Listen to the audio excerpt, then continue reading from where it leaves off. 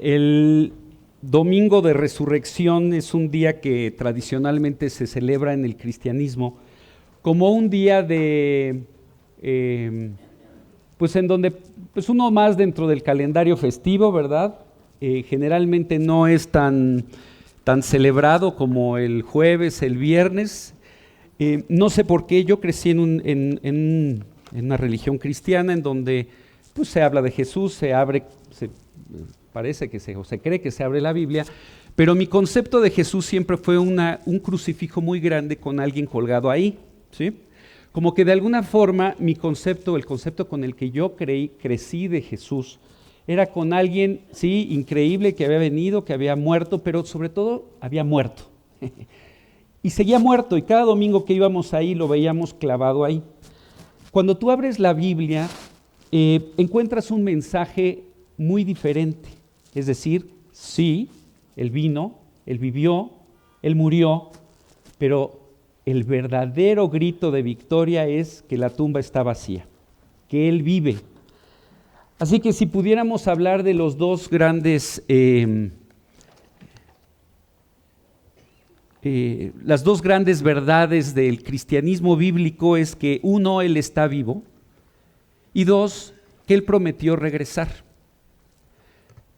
¿Cómo que está vivo? No lo vemos. Bueno, la tumba está vacía, los discípulos lo vieron. Hoy ya no oyes de reportes que ven a Jesús caminando en algún lado, ¿verdad? O apareciéndosele a otro. Pero si escuchas más de cerca las vidas, si quizá alguno de ustedes pudiera comentar, tú podrías escuchar que Jesús está vivo. ¿Cómo? Sí, porque Él cambia las vidas. Y su resurrección, que hoy se celebra en el mundo cristiano, es el mayor grito de victoria que podemos escuchar. Es el corazón de las buenas nuevas que encontramos en la Biblia. Hay esperanza, y hay una esperanza ante el enemigo natural del ser humano, que es la muerte. Y su aguijón, como estudiábamos en 1 Corintios 15, el pecado. La gran noticia que Él venció es porque Él venció primeramente al pecado y a la muerte. Él tuvo que tomar tu lugar, el mío, y morir en tu lugar y en el mío para poder pagar tu deuda y la mía. Y hoy poderte ofrecer esa vida que Él tiene, porque resucitó, para que tú la puedas experimentar, tengas la paz que Él ofrece y también tengas la esperanza de la resurrección que hemos venido estudiando estas últimas semanas en 1 Corintios 15. Hay un versículo con el que quisiera comenzar nuestra enseñanza. Está en Jeremías 29, 11. Hoy los voy a bombardear con versículos. Espero que sean rápidos para encontrarlos, pero si no, les voy a pedir que saquen una pluma y tengan un papel, o bueno, ya apagaron sus iPhones y sus celulares, pero bueno, si es para apuntar los versículos, los pueden encender. Porque quiero que si en algo debemos tener confianza es en la palabra de Dios, y cuando entramos en temas como los que hoy vamos a tratar, necesitamos que nuestra confianza esté en la palabra. Así que si vemos algún versículo u otro, pues va a ser muy importante que los tomen. Y este primer versículo lo voy a leer en una versión distinta que le da un enfoque. Voy a leer el Jeremías 29, 11, pero en la Biblia de las Américas, que dice: porque yo sé los planes que tengo para vosotros, declara el Señor, planes de bienestar y no de calamidad, para daros un futuro y una esperanza. Me encanta, ¿verdad? Dice, y yo sé los pensamientos que tengo para vosotros, dice la versión 60, pero aquí no solo son pensamientos que Él piense bonito acerca de nosotros, sino habla de planes. Él tiene planes. Tú tienes planes, yo tengo planes, Dios tiene planes. Y esos planes son increíbles. Y te conviene estar en los planes de Dios, en esos planes increíbles que Él tiene. Porque dice que el fin de estos planes, ¿verdad?, son para darnos el fin que esperamos. Dice un futuro y una esperanza. Son de bien, de paz y no de mal. Para daros el fin que esperáis. La verdad, yo no sé ni todo lo bueno que yo quisiera tener, pero Dios sí. Así que hoy vamos a hablar de los planes. Y cuando Dios decidió venir a la vida, vivir la vida que tú y yo debimos de haber vivido y morir en nuestro lugar, dice que el primer plan que Él tenía era derrotar a nuestro gran enemigo, que es la muerte. Y Hebreos 2:14 describe de una forma dramática esa victoria que estudiábamos el domingo pasado cuando hablábamos que es sorbida, o sea, que Dios, Jesús le dijo, abrazó a la muerte y le dijo, muerte, yo seré tu muerte. ¿Sí? Y que Él declaró la victoria completa. Este versículo plasma de una manera dramática ese evento. Hebreos 2:14 dice, así que, por cuanto los hijos participaron de carne y sangre, Él también participó de lo mismo, para destruir por medio de la muerte al que tenía el imperio de la muerte, esto es, al diablo. Imagínate como una gran conquista hacia el tirano de la humanidad, que es el diablo, y que nos tenía a todos esclavizados con un grillete que se llama el pecado y cuya consecuencia final es la muerte.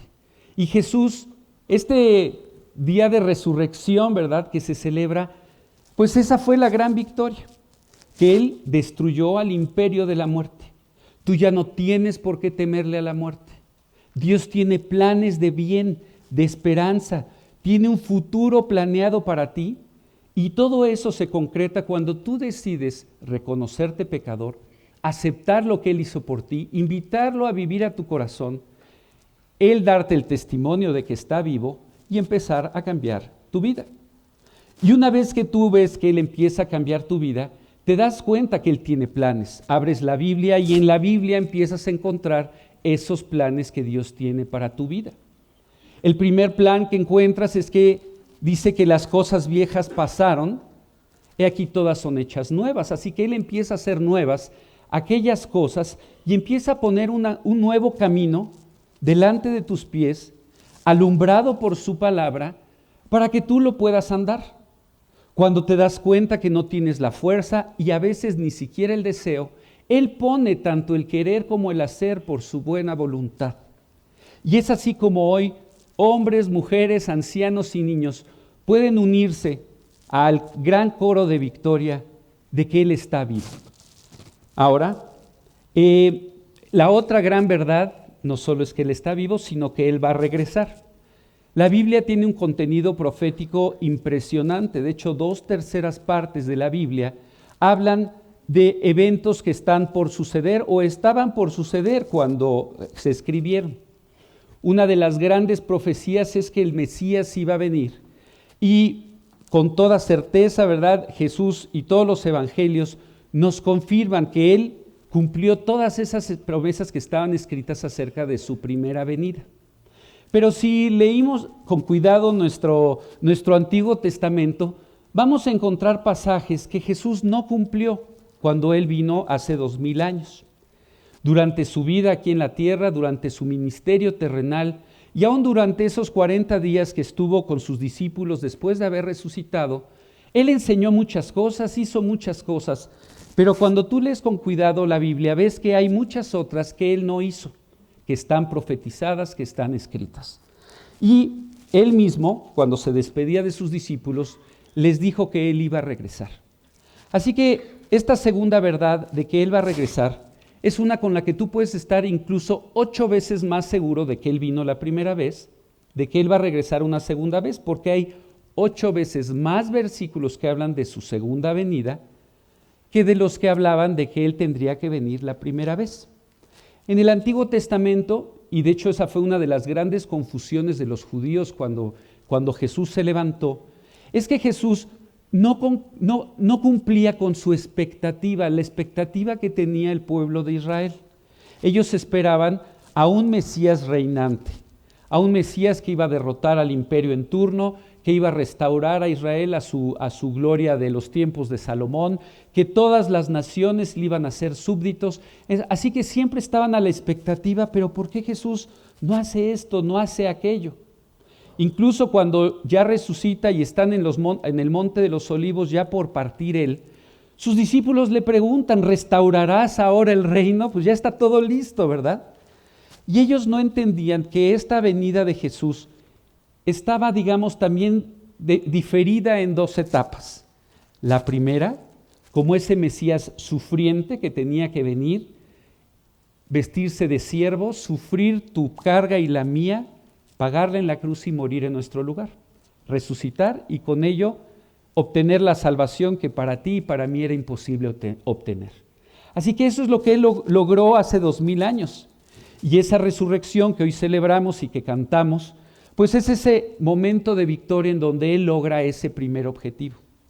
Pero hay una segunda etapa o digamos una segunda venida, llamémosle así, que cumple con todos aquellos pasajes que hablan de un Mesías, perdón, esto se baja, así que disculpen que a veces no me oigan y a veces sí, de un Mesías reinante, de un Mesías que viene victorioso, que viene a conquistar, a sojuzgar, a ordenar todas las cosas y a desechar de una vez y por todas al pecado, a la muerte, a Satanás y a todo lo que nos es contrario, a rescatar a la humanidad de de este imperio de la muerte y a cumplir por completo estos planes de paz y no de mal, estos planes para darnos un futuro y una esperanza.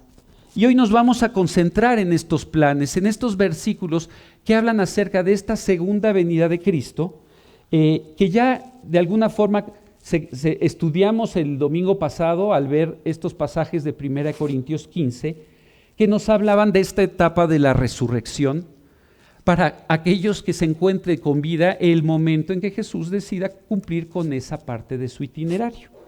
Sí, Jesús tiene un itinerario. Ese itinerario está en la Biblia. Él tiene su agenda. Hay cosas que se reserva a sí mismo y hay cosas que nos las hace públicos, hace ciertos eventos públicos en su agenda y hay otros que están privados. Así que los que están públicos podremos estudiarlos. Váyanse a 2 de Pedro y vamos a leer en el capítulo 1 los versículos 19 al 21.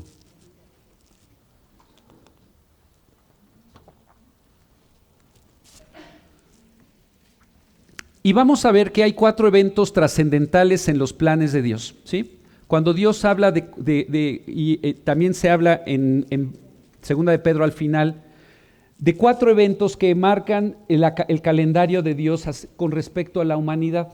Estos 4 eventos que se describen en el capítulo 3, no los vamos a leer ahorita, habla de la creación, habla del diluvio, habla de la primera venida del Mesías o de la venida del Mesías y habla del regreso de Cristo. Son 4 eventos que están muy claras en la agenda y que hablan de su plan para con la humanidad. Y también entiendes por qué estos 4 eventos como que al hombre se le pierden o incluso Satanás está trabajando para que se te confundan. Cuando tú hablas de que Dios creó el mundo, no, pues ¿qué pasa con Darwin y con el mono? Y bueno, algunos somos más monos que otros, pero hay 4 eventos, también el diluvio. ¿Cómo crees que llovió tanto? Pues ni que... Y así, cada uno de estos 4 eventos, Satanás, que tiene el imperio de la muerte, trata de que al hombre se le pierdan y tristemente también al creyente.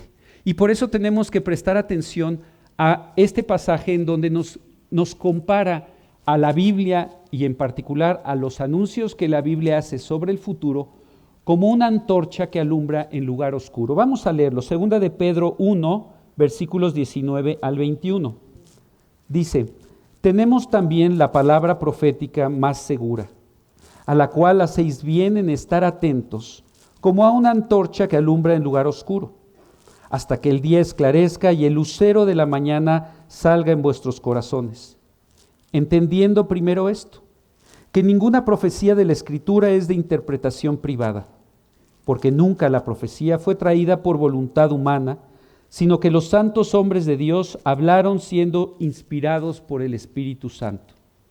Así que así como si tú te adentras a un lugar muy oscuro, a una caverna, y necesitas una fuente de luz para no tropezar, así el mundo y en particular los creyentes necesitamos aprender a encender la Escritura, no la prendan por favor, bueno, si es un iPhone sí, pero a abrir la Biblia y dejar que su luz dirija primeramente tu vida, dirija tus pasos y también te explique o te enseñe a entender el tiempo que nos ha tocado vivir. Tú no escogiste cuándo venir a nacer, ni en qué momento, ni en qué lugar. Dios lo planeó, así que es un tiempo. Dios tiene un plan general que hoy vamos a ver, pero también tiene un plan particular para tu vida. Y hoy quiero que entendamos esto.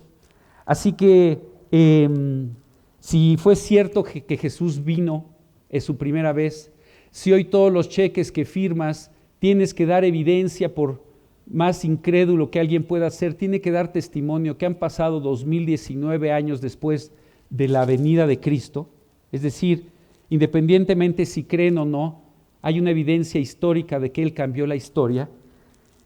Y si hay 8 más veces referencias a su segunda venida que a su primera, pues podemos estar seguros que Él va a regresar. Así que adentrémonos al itinerario de Dios. Ya vimos el domingo pasado que en 1 Corintios 15, 51, Pablo nos reveló, Dios a través de Pablo, este momento en que la resurrección iba a aplicar a los que están vivos, ¿sí? Así que evidentemente en este asunto del regreso de Cristo, Dios no quiere que tengas dudas. Y vamos a ver que con respecto a este tema siempre ha habido problemas. Si abrimos 2 de Tesalonicenses 2 y leemos del 1 al 3,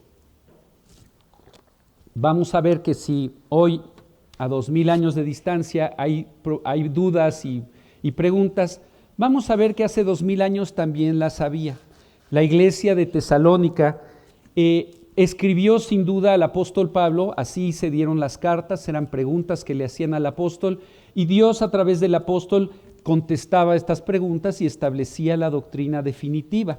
Así que aquí podemos, en la manera en que el apóstol Pablo está escribiendo, podemos inferir que él está contestando una pregunta concreta que le hicieron los de Tesalónica. Podemos entender que es una pregunta con respecto al regreso de Cristo. Y más particularmente, y leyendo con detalle, podemos entender que es una pregunta con respecto al cuándo, ¿sí?, del regreso de Cristo. Porque Pablo a ellos y a todas las iglesias, él llegaba y les explicaba todo, les daba toda la doctrina. Y dentro de la doctrina, tú quizás has oído que al final de los tiempos van a haber calamidades, van a haber juicios, va a haber persecución, incluso se le va a dar muerte a muchos creyentes. Bueno, la iglesia de Tesalónica hace 2000 años estaba viviendo eso. Estaba viviendo un tiempo de persecución tremenda, martirio, sus líderes estaban siendo perseguidos y muertos. Así que algunos de entre ellos, así como vimos que en Corinto había algunos que decían que no había resurrección, en Tesalónica había unos que dijeron, se nos fue, nos quedamos. Estamos viviendo la gran tribulación, estamos viviendo esos tiempos que Jesús describió en Mateo 24, 25 de calamidad. ¿Por qué? Porque eso era lo que ellos estaban viviendo. Y vemos en la respuesta que Dios está poniendo en orden el itinerario. Tú te preguntas, no importa, llega con la Biblia y en la Biblia Dios te la responde. ¿Qué dice estos versículos? Pero con respecto a la venida de nuestro Señor Jesucristo, es decir, ahí ves que esa fue la pregunta, tenemos dudas, pero con respecto a la venida de nuestro Señor Jesucristo y nuestra reunión con Él, os rogamos, hermanos, que no os dejéis mover fácilmente de vuestro modo de pensar. Ellos estaban teniendo dudas, había gente quien quizá les estaba diciendo algo distinto a lo que Pablo les había enseñado. Ni os conturbéis ni por espíritu, ni por palabra, ni por carta, como si fuera nuestra, en el sentido de que el día del Señor está cerca. ¿Ok? Vamos a ver acerca, ¿tienen dudas de que si ya se les pasó, de que si ya se les acaba de ir el camión y no se subieron, o qué tan cerca estamos? Y él dice, nadie os engañe en ninguna manera. Y aquí empieza a detallar el itinerario. Porque no vendrá sin que antes, hay un prerequisito, venga la apostasía, se manifieste el hombre de pecado, el hijo de perdición.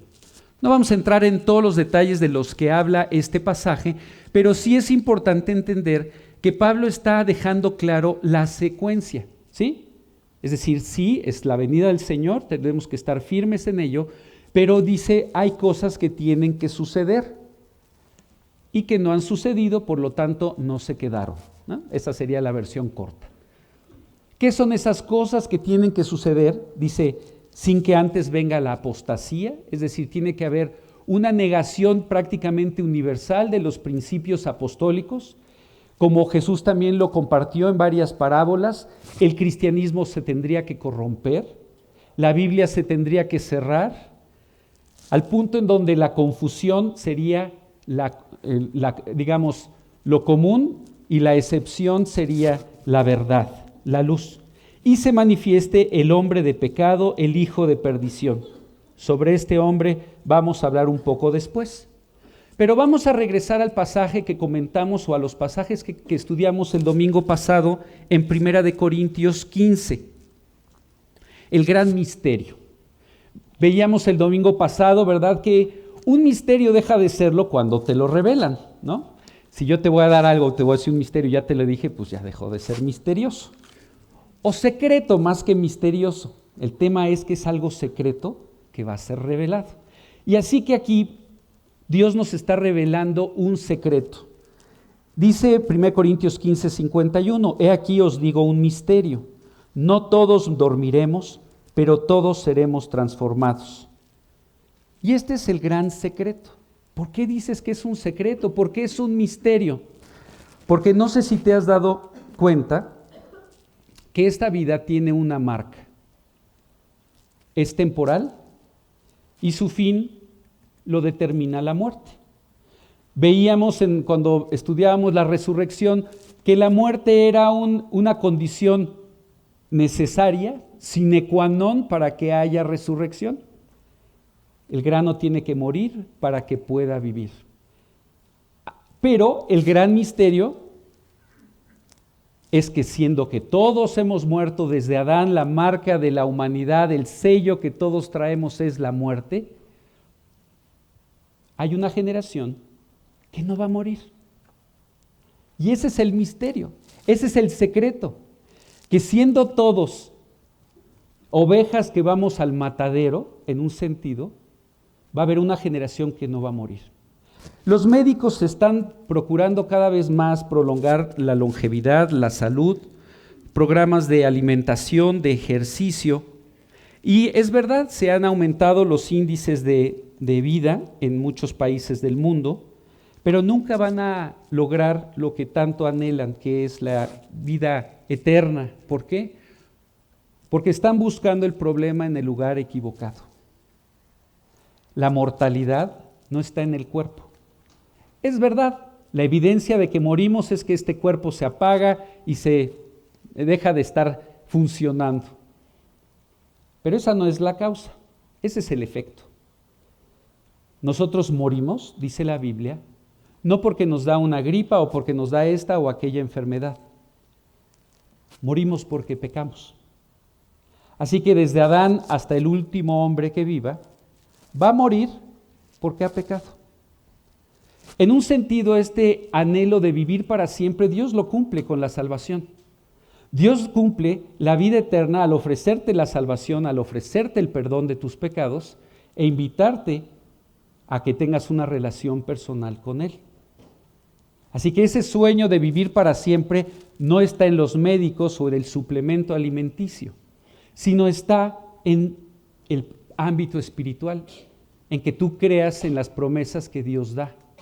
Pero aún como esto, en este ámbito, hay una generación que no va a morir y ese es el secreto. Dice aquí os doy un misterio, no todos dormiremos, pero todos seremos transformados. Continúa el pasaje, en un abrir y cerrar de ojos, en un momento, en un abrir y cerrar de ojos, a la final trompeta, porque se tocará la trompeta. Y los muertos serán resucitados incorruptibles y nosotros seremos transformados. Estudiamos que todos tenemos que ser transformados para poder estar en la presencia de Dios. Así que esto nos lleva a la gran promesa. Esta segunda venida de Cristo va a tener así como su primera tuvo dos acepciones, como el Mesías sufriente y en su regreso como el Mesías reinante. Concretamente su regreso va a tener también dos acepciones, o dos etapas, llamémosle así.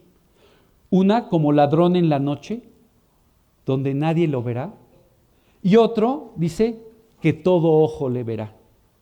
Así que habrá una primera visita sin que él pise la tierra, y esto lo vamos a ver en 1 Tesalonicenses 5:2. Y habrá ya el regreso oficial, el formal, ¿verdad? Donde todo mundo se va a dar cuenta que va a ser unos años después. La Biblia nos habla de ese itinerario, y ahí todo ojo le verá, como dice Apocalipsis 1:7. Pero bueno, Dios nos empieza a revelar más de este itinerario y usa a esta iglesia de Tesalónica que tenía tantas preguntas sobre el tema. Vámonos ahora a 1 Tesalonicenses 4.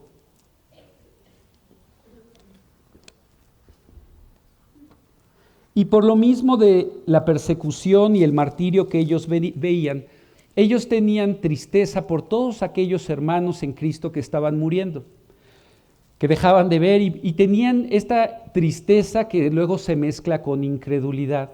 Y la palabra de Dios atiende ese problema.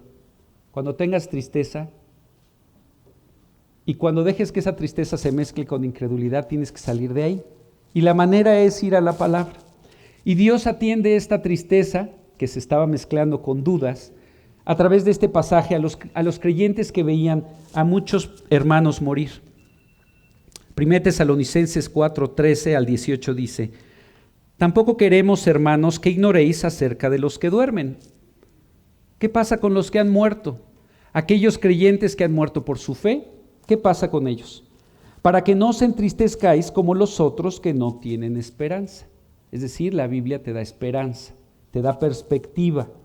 Porque si creemos que Jesús murió y resucitó, así también traerá Dios con Jesús a los que durmieron con él.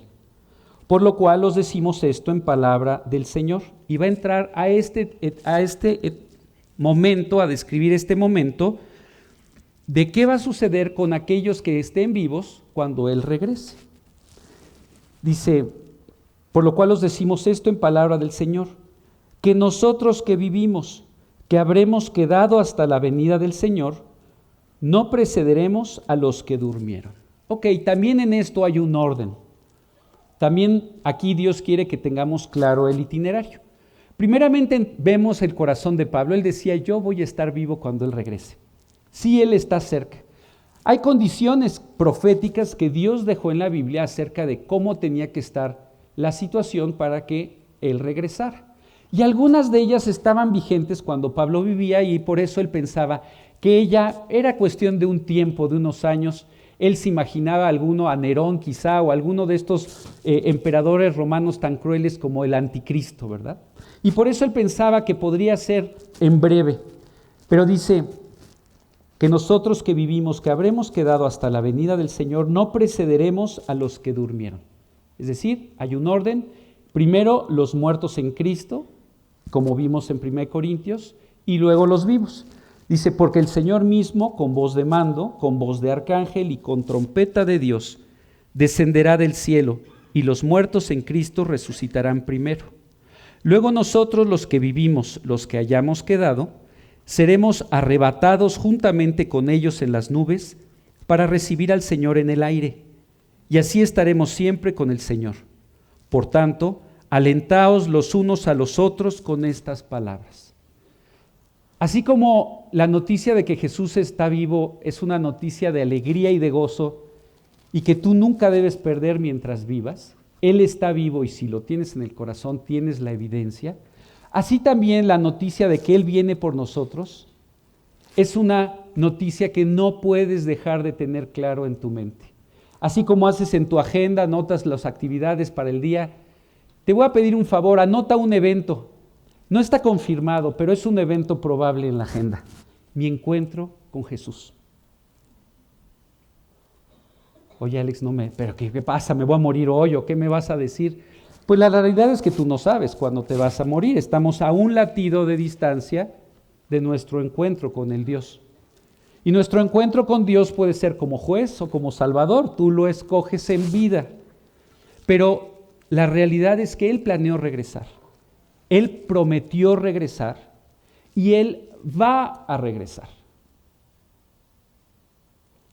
El que yo quiera meter mi cabeza como un avestruz y no pensar en ello es otra cosa. Pero Dios cumple su palabra, siempre lo ha hecho. Así que bien vale la pena conocer qué dice Dios, qué dice la palabra acerca de esto. Aquí es donde se encuentra la palabra, seremos arrebatados juntamente con el Señor. Y de ahí se le ha conocido a esta instancia de su segunda venida, cuando no va a tocar la tierra, sino el encuentro, Él va a llegar hasta las nubes y ahí va a ser el encuentro y de ahí se regresa al cielo, se le conoce como el arrebatamiento, ¿sí?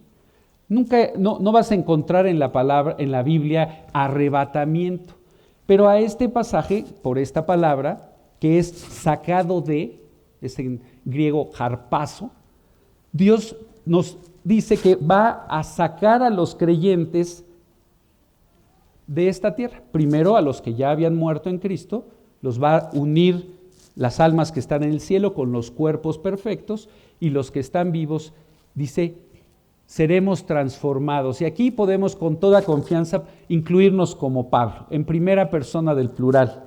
Si ya tienes a Cristo en el corazón, inclúyete. Yo me incluyo en esta promesa. Y entonces, ¿por qué de esta forma? ¿Qué es el arrebatamiento? Bueno, primeramente es el cumplimiento de una promesa. Dios tiene planes, hace promesas y las cumple. En Juan 14, 1 al 3, leímos el domingo pasado que Dios le hizo una promesa a sus discípulos. E hizo una promesa acerca de nuestro reencuentro con Él, o que Él iba a regresar por nosotros. Juan 14, 1 al 3 dice: no se turbe vuestro corazón, creéis en Dios, creed también en mí. En la casa de mi Padre muchas moradas hay. Si así no fuera, yo os lo hubiera dicho. Voy, pues, a preparar lugar para vosotros. Y si me fuere y os preparare lugar, vendré otra vez y os tomaré a mí mismo, para que donde yo estoy, vosotros también estéis. Así que esta es la promesa. Y si me fuere y os preparare lugar, vendré otra vez y os tomaré a mí mismo. Así que este encuentro en las nubes, donde dice que los muertos en Cristo resucitarán primero y luego nosotros, los que estemos vivos con Cristo en el corazón, seremos transformados en el momento y llegaremos a las nubes con Él y de ahí nos iremos al cielo, es cumplir con esta promesa. Pero esta promesa tiene un fondo tradicional judío que por lo menos yo no conocía cuando leí las primeras veces este pasaje. Aquí Jesús, como lo hacía en muchas ocasiones, está haciendo alusión a un evento cotidiano de la sociedad judía de su tiempo, algo que todos podían entender y estaban familiarizados, como cuando él hablaba de la parábola del sembrador, cuando él hablaba, ¿verdad?, de la virgen que hace el drama porque pierde su dracma, hace su dracma. Está usando ejemplos con los que todos se podían relacionar. Aquí está haciendo también esa misma alusión a una boda judía. Cuando un pretendiente tenía interés y finalmente proponía a una señorita judía su interés, le daba una copa. Si la mujer, y con la venia del padre, aceptaba el compromiso, la mujer tomaba la copa y bebía. Y de esta forma se conformaba el desposorio. Después, la promesa era que el hombre se iba a ir al hogar paterno, porque las familias judías eran gregarias y siempre iban construyendo alrededor de la casa del padre. Así que el joven, ¿verdad?, que ya era prometido, le decía: voy a preparar nuestra casa y cuando esté lista, regreso. Eso es lo que le está diciendo Jesús aquí. En la casa de mi Padre muchas moradas hay. Voy pues a preparar lugar para vosotros, para que donde yo estoy, vosotros también estéis. Así que Él les está diciendo: me voy a ir, voy a estar activo y cuando esté listo voy a regresar. ¿Sí me entienden? En la última cena intercambiaron las copas, hicieron el nuevo pacto, celebraron el desposorio, la iglesia con Cristo, y ahora nosotros estamos en esa espera, ¿verdad? Como veíamos el domingo pasado, ¿qué mansión nos estará preparando para que Dios tome este tiempo? Bueno, yo creo que el problema no es lo que Él está haciendo, sino lo que pasa aquí. No somos fáciles de... No sé si convenga que me lo deje ya siempre abajo o me lo levante. Pero, ¿lo subo? Sí. Abajo mejor. Ok. Gracias. Así que Él fue y está preparando lugar para nosotros. Pero no es tan fácil que tú quieras estar en la casa que Él te quiere preparar. Por eso toma tiempo. Porque Él te está buscando. Quizá tú ya ubicas el día en que Él llegó a la puerta de tu vida, tocó y te invitó a esta gran promesa de amor, a una vida nueva, a la salvación. Quizá hoy tú estás escuchando por primera vez la Biblia o quizá este mensaje de que Dios tiene un interés y un plan personal para ti y un deseo de establecer una relación contigo y de que la salvación la tienes que apropiar de manera personal. Bueno, como este joven judío, Jesús se va y promete regresar. ¿Cuánto tiempo duraba este espacio, este intervalo? No lo sabemos, pero dependía de los materiales, del tiempo, de la habilidad en el novio o de los recursos para contratar a algún chalán que le ayudara con la casa. Y así también Jesús no nos dijo cuánto tiempo va a tomar. Y qué bueno. Qué bueno, porque si hubiera llegado ayer y tú todavía no has tomado esta decisión, te hubieras perdido de este gran evento y sobre todo de esta gran salvación. Pero no sabemos cuándo. Este ejemplo de arrebatar, esta palabra arrebatar que vimos, se utiliza también cuando Dios se lleva a Enoc, cuando Dios se lleva a Elías. Así que este asunto de que Dios venga por alguno de sus hijos no es novedad. Así que, ¿para qué es el arrebatamiento? Pues para llevar primeramente a su esposa a su mansión, a estar con él, a cumplir con esa relación que donde yo estoy, vosotros también estéis. Pero sabes, Dios cuando hace algo no solo lo hace en una dirección, no solo es como nosotros que solo tenemos como un carril donde ahí van nuestros pensamientos. Dios siempre en sus planes hay múltiples programas que está cumpliendo. Por otro lado, también el arrebatamiento va a servir para librar a la iglesia de un tiempo terrible que va a vivir la humanidad. Tú sabes que va a vivir un tiempo terrible, ¿verdad? Digo, ya no tenemos que ir a la Biblia, ya los periódicos, los noticieros, ahora los científicos son los profetas de nuestros días, en donde dicen que para el 2030 vamos a llegar a este punto de no retorno. ¿Te acuerdas cuando éramos chicos, cuando hablábamos del año 2000? Qué lejos sonaba, ¿verdad? Perdón, pero yo soy de los 70s. No sé qué tan lejos ves al 2030. Está a la vuelta. Bueno, todos sabemos que vienen calamidades, pero no solo en la naturaleza, no solo en nuestro entorno, lo ves en la sociedad, lo ves en la moral. La Biblia dice que vienen tiempos muy difíciles, como nunca han venido. Así que el arrebatamiento no solo es Jesús cumpliendo, la promesa de llevarse a su novia a su casa, transformarnos, es decir, hacer efectiva la resurrección de los muertos y de los vivos, sino que también va a ser el momento en el que Dios va a guardar a los suyos de este momento tan terrible que va a vivir la humanidad. Apocalipsis 3:10 nos confirma esta promesa, así como Proverbios 11:8. Dice Apocalipsis 3:10: por cuanto has guardado la palabra de mi paciencia, yo también te guardaré de la hora de la prueba que ha de venir sobre el mundo entero, para probar a los que moran sobre la tierra. Es decir, hay una promesa en donde Dios dice que va a venir una prueba sobre el mundo entero. Algunos dicen, no, pero este versículo es específico para la iglesia a la que se le dio en el momento que Apocalipsis escribe, pero ellos no vivían una hora de prueba que el alcance era el mundo entero. La Primera Guerra Mundial fueron conflagraciones impresionantes, pero no abarcaron al mundo entero. La Biblia nos habla de conflictos que van a abarcar al mundo entero. Y de esos conflictos es donde Dios promete guardar a su iglesia y va a utilizar esta primera etapa de su segunda venida para lograrlo. Proverbios 11:8 dice: el justo es librado de la tribulación, mas el impío entra en lugar suyo. Así que Dios siempre lo hizo. Cuando tú ves con Noé, cuando había la inminencia de un juicio mundial, hubo un arca para quienes quisieran creer en él. Cuando Dios decide que va a traer el castigo sobre Sodoma, sobre Gomorra, Dios provee la salida sobrenatural para que aquellos que creyeron en él pudieran escapar.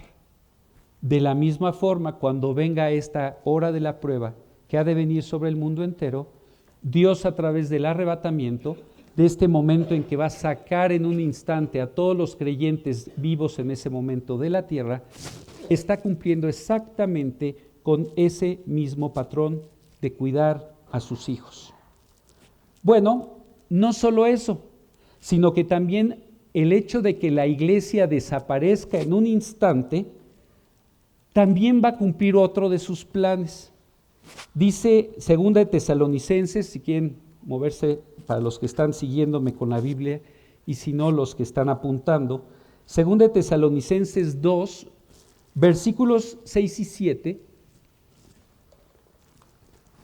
nos habla de que este evento de retirar a todos los creyentes en un instante de la tierra va a tener un efecto. Jesús dijo que a los creyentes: vosotros sois la sal de la tierra. Cuando Jesús decía esto, estaba hablando del efecto anticorrupción que tiene la vida de un creyente que vive correctamente. Yo recuerdo en primero de secundaria entrar al salón en una ocasión, yo oía carcajadas en el salón. Entonces iba a empezar la clase, yo entré a la clase y de repente, todavía no llegaba el maestro, silencio sepulcral. Ay, qué raro. Ya, pues, me siento, llega el profesor, la clase normal. Tiempo después, una compañera de ese salón que aceptó a Cristo me decía: ¿te acuerdas ese día que había una carcajada y de repente es que estábamos contando chistes pelados? Y de repente entraste y no pudimos seguir de hacerlo. ¿Quién sabe? Es como si hubiera entrado el director de la escuela. No sabemos qué pasó, pero todos nos tuvimos que callar. Y otro me dijo: sí, es que como que no te ha pasado que de repente alguien, ay, perdón, ¿no? Dice una mala palabra en tu presencia y como que se disculpa contigo, ¿verdad? Como, ¿sabes? La Biblia dice que el Espíritu Santo tiene un efecto anticorrupción. Cuando tú lo dejas vivir en tu vida y gobernar en tu vida, por eso puedes tener victoria sobre el pecado, porque Él te invita a huir del pecado y te da la fuerza para tener victoria sobre el pecado.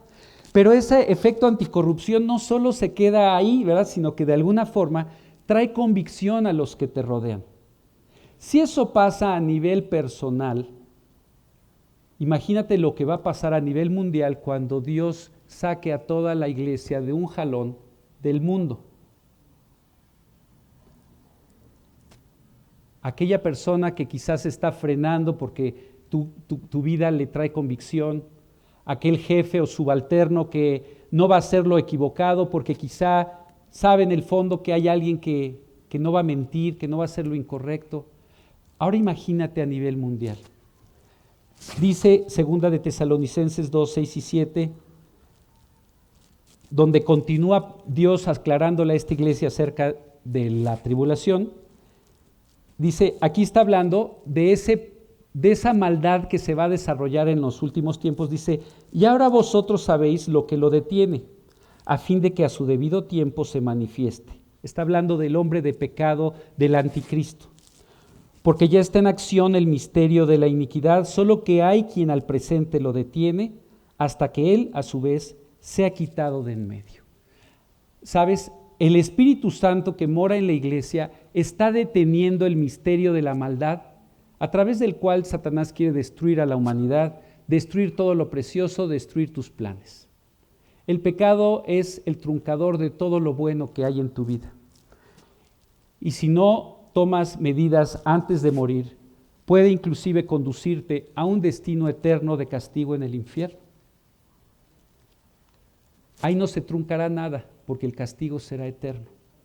Por eso ves que Dios Padre y Dios Hijo decidieron pagar el último precio. Dios dando lo que más amaba y Jesús aceptando que toda la maldad de la humanidad cayera sobre Él. Él fuera crucificado y un domingo de resurrección la tumba estuviera vacía para proclamar que el pecado había sido pagado y que había esperanza para estos pecadores, que todos transitamos esta vida. Pero sabes, Dios dice que cuando la iglesia sea retirada, esta falta de freno, que es el Espíritu Santo, va a hacer que la maldad corra como nunca en la humanidad. Y si ahorita estamos viviendo la maldad que vivimos con freno de mano puesto, imagínate cuando le bajen el freno. Va a haber un desenfreno en todos los niveles. Así que Dios, cuando dice que al presente, hasta que Él a su vez sea quitado, está hablando del Espíritu Santo que mora en la iglesia y que va a ser quitado. Y esto va a hacer que se desencadene una gran cantidad de maldad, y además que este hombre de pecado llamado el Anticristo, este líder mundial que va a prometer unidad y paz, pero va a lograr todo lo contrario, se manifieste. Y va a ser precisamente el arrebatamiento el que catalice este último itinerario. Continúa este pasaje de 2 de Tesalonicenses en los versículos 8 al 10. Y entonces se manifestará aquel inicuo, está hablando del Anticristo, a quien el Señor matará con el espíritu de su boca y destruirá con el resplandor de su venida. Oye, Alex, pero no es que ya había venido, ¿cómo que con el resplandor de su venida? Aquí está la referencia a la venida. ¿Se acuerdan que les dije que va a haber una venida incógnito y una venida pública? Bueno, el arrebatamiento es esa venida como ladrón en la noche donde nadie lo verá. Como ese ángel de la muerte que pasó por Egipto y nadie lo vio, pero todos vieron sus consecuencias. Así el arrebatamiento es esa evidencia del paso de Jesús por la tierra sin tocarla, pero sus evidencias también van a ser manifestadas. Pero una vez que se cumpla lo que va a suceder en ese periodo llamado la Gran Tribulación, va a regresar donde todo mundo lo va a ver venir en el cielo, con los ángeles, con los santos. Ahí no va a haber manera de evitar su regreso, y ahí va a suceder la muerte del Anticristo y el final de estas cosas. Dice, inicuo cuyo advenimiento es por obra de Satanás, con gran poder y señales y prodigios mentirosos, y con todo engaño de iniquidad para los que se pierden, por cuanto no recibieron el amor de la verdad para ser salvos. ¿Sabes? Si hay un problema si no te conviertes. La conversión, si bien depende de tu voluntad, tú decides aparentemente, ¿verdad?, si lo aceptas o no. Pero en realidad la Biblia quiere que sepas que hay una diferencia abismal, y cuando digo abismal me quedo corto con la palabra, entre aceptar y rechazar a Cristo en esta vida, pero más en la eternidad. Aquí tú podrás decir, bueno, pues qué bueno que te haya servido, qué bueno que tu fe te ayude, qué bueno que ahora tienes paz, qué bueno que ya ya no gritas tanto, qué bueno que ya no mientes, qué bueno que ya no te drogas. Claro, ¿verdad? Nunca había habido forma de dejar de hacer ninguna de esas cosas. Y ahora que estás caminando de otra manera es como para que alguien te volteara a ver y decir, ¿qué pasó? ¿Cómo es posible? Así como el etíope no puede mudar su piel, ni el leopardo sus manchas, así el hombre no se puede quitar su pecado. ¿Cómo es que de repente alguien que caminaba mal ahora camina bien? Es como para que se detengan todos y, por favor, dinos. Bueno, es Jesús, que está vivo. Pero ese Jesús va a regresar. Y ahorita tú tienes que estar listo. Si ya eres su hijo, es un motivo de gozo. Pero si aún no, también es motivo de gozo. Porque estás en la ventana de tiempo que Dios planeó en su itinerario para encontrarse contigo. Si eres pecador, Voy a hacer una pregunta. ¿Alguien es pecador aquí? Ok, si no, cambiamos lugar. No, dice la Biblia, si no, serías un mentiroso, ¿verdad? Dice Primera de Juan, ¿verdad? Que esta es la condición natural de todos los seres humanos. La Biblia dice que por cuanto todos pecamos, estamos destituidos de Dios, de la presencia de Dios, estamos marginados, no podemos entrar como estamos en la presencia de un Dios santo. Y es por eso que esta situación nos condena en esta vida, una vida miserable, pero sobre todo nos condena a una eternidad de juicio si es que no aceptamos que esto se remedie. Pero lo increíble es que Dios, que nos ama tanto, hizo todo. Ideó el plan, lo ejecutó, vino, murió, resucitó, te buscó 2000 años, no sé cuánto hay de Jerusalén a México, pero miles de kilómetros, y llegó a tocar a la puerta de tu corazón para decirte, te amo, pagué tu deuda, nada más pídeme perdón, ábreme la puerta, reconoce que soy tu Salvador y déjame entrar. Es todo. No tienes que hacer nada. No cuesta nada. Bueno, sí. Tienes que levantarte del trono de tu vida y abrir la puerta. Tienes que reconocer que estás perdido. Porque el Hijo del Hombre vino a salvar y a buscar lo que se había perdido. Si no te reconoces perdido, ¿para qué hablamos de un Salvador, verdad? La premisa es que te reconozcas perdido. Y por eso Dios quiere que te prepares, porque esto viene y viene pronto.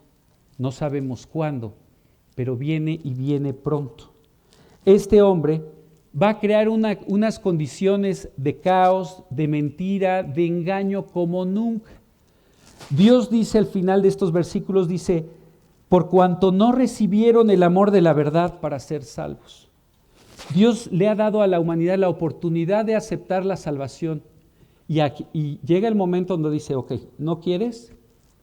Retiro esto, y viene un tiempo de retribución. Simplemente de cosechar las consecuencias de una humanidad que ha hecho lo malo delante de sus propios ojos y delante de los ojos. Bueno, por eso Dios decide llevar a su iglesia. Estudiamos el domingo pasado que Dios se lleva a los muertos primero, ¿no? ¿Cómo es ese momento? Suena la trompeta, la voz de mando, ¿no? La voz de arcángel, trompeta de Dios, y dice que los muertos en Cristo resucitarán primero y luego nosotros los que vivimos. Así que Dios se lleva en el arrebatamiento a estos dos grupos de creyentes. También estudiamos que la palabra en un momento, si quieren vámonos a 1 de Corintios 15, nada más vamos a resaltar un par de detalles más ahí antes de terminar.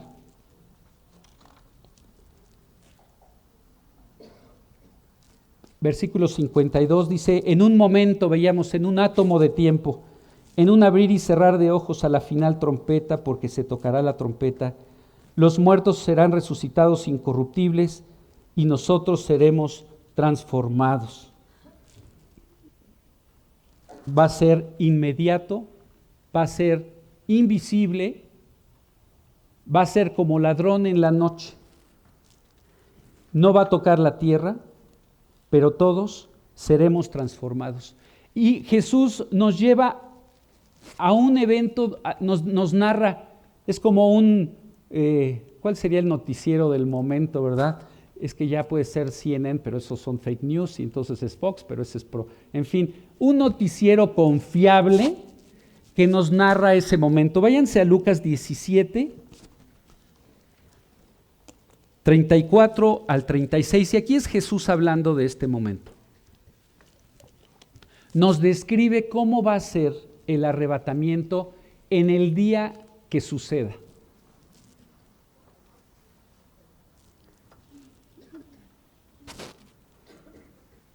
¿Listo? Es que sí no quiero que se lo pierdan. Sí. Bueno, lo voy a leer. Os digo que en aquella noche estarán dos en una cama. El uno será tomado y el otro será dejado. Dos mujeres estarán moliendo juntas. La una será tomada y la otra dejada. Dos estarán en el campo. El uno será tomado y el otro será dejado. Este pasaje es dramático por el evento que describe, porque en realidad nos está dando tomas, así como un noticiero. Está enfocando un evento, está enfocando otro evento, está enfocando otro evento. Lo primero que tenemos que leemos del evento es lo que ya sabemos. Uno es tomado y uno es dejado. Así que el arrebatamiento no va a ser 1, 2, 3 por mí, por toda mi familia, por todos los que le van a la América, por todos los que se visten de rosa. Uno es tomado y otro es dejado. Y es de eterna relevancia que sepas por qué es tomado y por qué es dejado. No es porque viene aquí los domingos o porque no viene. Es como la Pascua. ¿Está la sangre del Cordero en los dinteles de tu corazón? La respuesta es binaria. No es bueno, ahí voy, ya la voy a poner, la estoy poniendo, mira, como que sí quiero, pero no, es ¿está o no está? Así de binaria fue la vida y la muerte de los primogénitos en Egipto, y así de determinante en cuanto a quién es tomado y quién es dejado, será el día que esto acontezca. Por eso no importa qué tan cerca, dicen que dos estarán en una cama. No importa qué tan cerca o qué tan íntima sea tu relación con alguien que conoce a Cristo. No basta. Cristo tiene que estar en tu corazón. No basta qué tan simpatizante seas, o mires que yo tengo en mi trabajo, son pura gente buena onda, estudian la Biblia, me gusta estar con ellos. No basta la sociedad tan exitosa que tú puedas tener con gente que tiene a Cristo en el corazón. Vas a ser dejado. Y si Cristo está en tu corazón, vas a ser tomado. Además, me encanta este pasaje porque habla de la universalidad del evento. Porque por un lado ves a gente que está noche, dormidos en la cama. Después, 2 mujeres moliendo, activas en la mañana. Habla de 2 estarán en el campo, que es a la tarde, activos en el día. Así que la cámara de Dios es global, donde en algún lado es noche, en otro lado es mañana, en otro lado es tarde. Va a ser un evento global. Va a haber un evento en donde masivamente, ¿verdad?, millones de personas, no sabemos cuántos, desaparecerán en un instante. Ya te imaginarás el caos que esto va a detonar. Pero no quiero hablar del caos, sino quiero hablar de la esperanza. La esperanza para ti que has creído en Cristo y la esperanza para ti que quizá no lo has invitado, pero hoy estás viendo que esto es más relevante, más significativo que simplemente ¿qué voy a hacer el domingo de 10 a 11:30? O qué lindo la alabanza o qué bonito mensaje. El plan de Dios es la eternidad para ti y que la pases con Él. Pero no te va a obligar, no te puede obligar. Tú tienes que inclinar tu voluntad de acuerdo a lo que Él te ha mostrado. Ya te mostró tu condición, ya te mostró lo que Él hizo, la victoria que obtuvo hace 2000 años, pero esa victoria la tienes ahora que aplicar en los dinteles de tu corazón. Un día, uno será tomado, otro será dejado. ¿Sabes cuándo va a suceder? Dios no nos da la fecha, pero sí por todo el Nuevo Testamento te invita a estar alerta, a estar pendiente, a observar lo que Él quiso que observaras. Lucas 17, 26 al 30, por favor.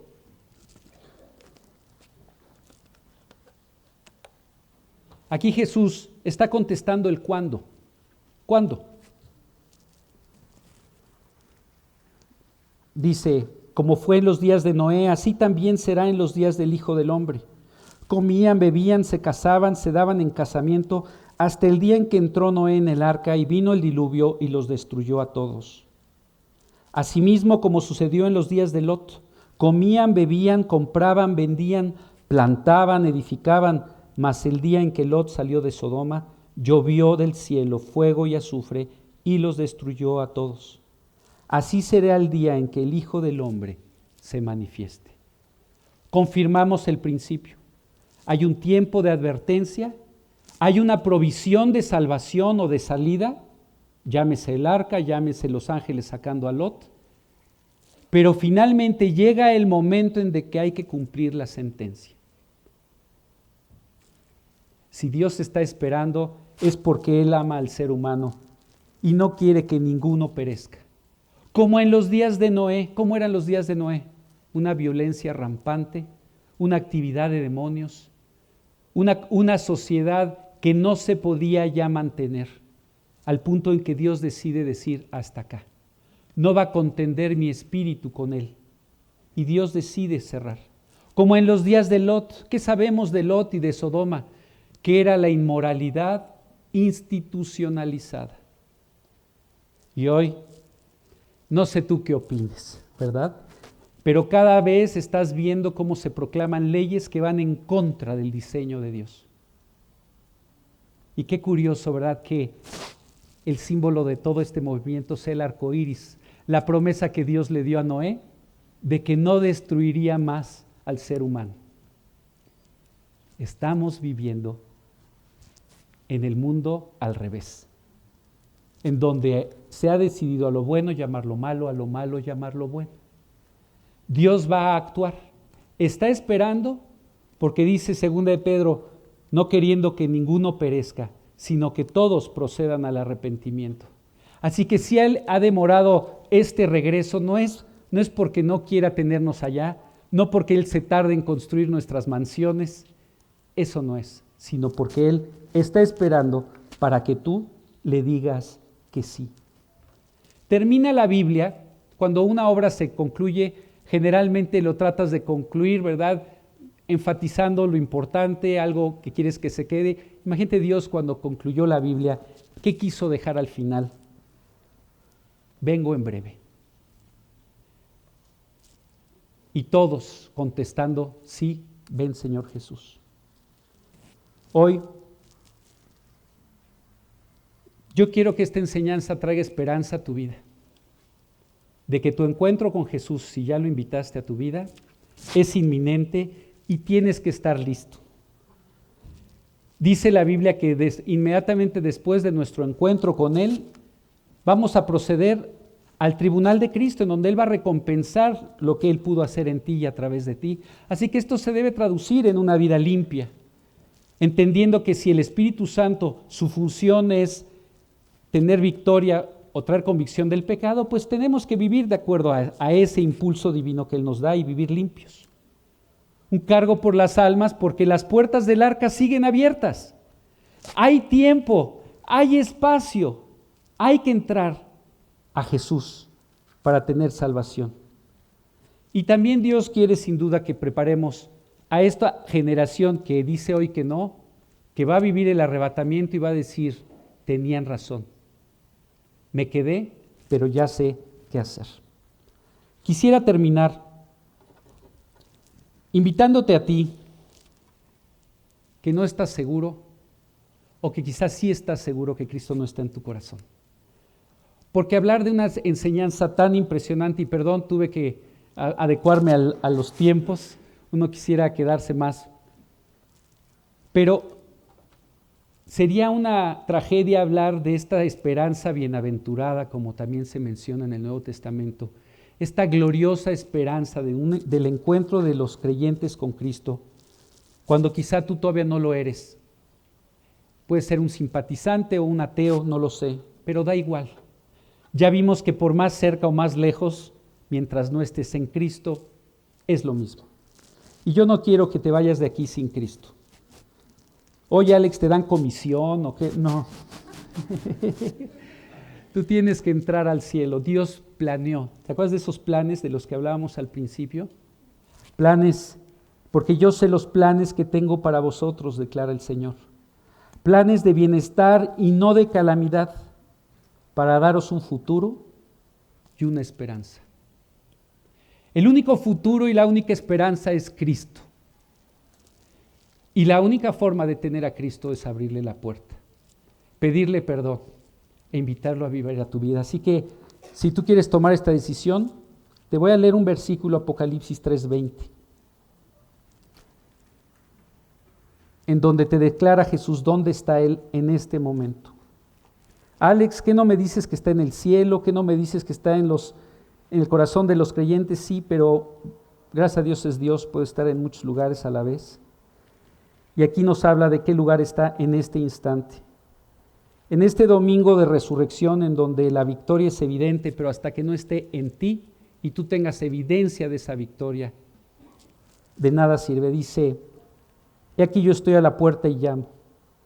Si alguno oye mi voz y abre la puerta, entraré a él, cenaré con él y él conmigo. Él está a la puerta, Él pagó todo. Tu deuda está pagada. Si no aceptas el pago, tendrás que enfrentar tus pecados en la eternidad. Y en vez de, al abrir tus ojos en la eternidad, verlo como el Salvador, lo verás como un juez. Y como juez justo y santo tendrá que dictar la sentencia que tus pecados merecen, como los de cualquier ser humano. Pero su amor hizo lo indecible. Así que hoy que está a la puerta, te quiero invitar, como lo hicieron hace unos años conmigo. Me preguntaron si yo quería tomar esta decisión. Le dije que sí, me dicen que simplemente había que pedirle a Dios perdón e invitarlo a vivir el corazón, reconocerte pecador e invitarlo y pedir que sea tu Señor y Salvador. Dije que sí, pero no sabía cómo. Y me dijeron: yo te ayudo, voy a orar como tú deberías hacerlo, simplemente tú habla con Dios en lo íntimo de tu corazón. Él no necesita oír tus labios, Él ve tu corazón. Así que voy a hacer lo mismo, voy a orar como tú deberías hacerlo, y si quieres hoy salir de la incertidumbre o quizá de la certeza de que Dios no está en tu vida, hoy, en el día de la victoria, haz la tuya. Simplemente dile esto a Dios en tu interior. Vamos a orar. Dios, gracias,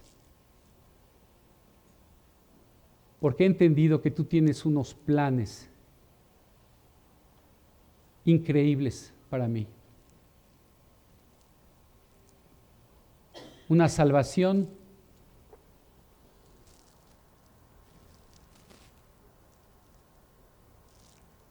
que ni me imaginaba cuánto la necesito. Gracias porque viniste a esta tierra a morir por mí, a pagar mi deuda, a resucitar para ofrecerme una vida nueva. Gracias, Dios, porque hay esperanza en ti, y por eso te pido perdón. Te abro la puerta de mi corazón y te pido que entres, me salves y seas mi Señor. Esto te lo pido no confiando en nada que yo haya hecho, sino en lo que tú dices en la Biblia, en tu amor eterno, en lo que hiciste por mí en la cruz. Haz todo nuevo. Te lo pido por Cristo Jesús. Amén. Los creyentes en el Nuevo Testamento tenían la costumbre de despedirse con una palabra que dice Maranata, y quiere decir: el Señor viene. Estemos listos.